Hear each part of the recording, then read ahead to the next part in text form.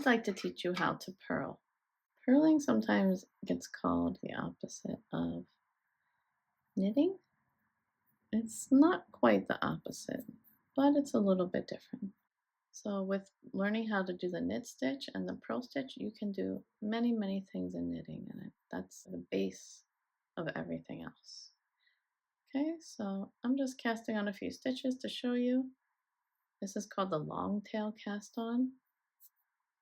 Okay, sometimes people call purling the opposite of knitting because with knitting you come to the left of the stitch and go through from the front to the back, but with purling you're going to come in from the right side and you're going to go the opposite direction.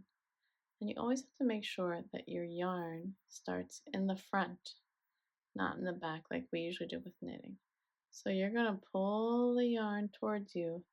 You're going to wrap it from the back to the front, and then you're going to pull it under and through like that. So I'll do it closer so you can see better. Go through the front, wrap it towards you, and then pull under and off.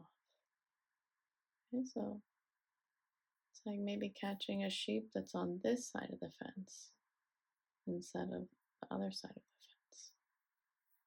Okay, so you pull it under and grab that stitch before you pull it off. Go under, wrap it towards you. Okay, and keep practicing like that. Okay, and then when you're done, flip it over, and we're going to switch hands again. Okay.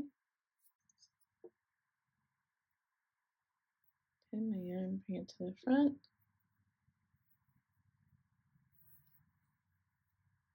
Pull it up.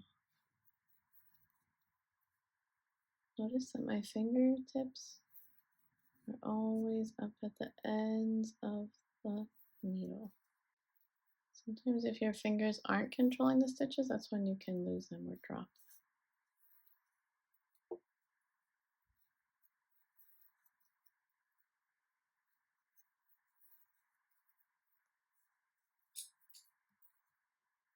Okay. Second row in the purl stitch. We hope you enjoyed learning about how to purl today. Continue watching for the next video where we will combine both the knit and the purl stitch to create the stockinette stitch, which is probably the most common type of knitting you've seen.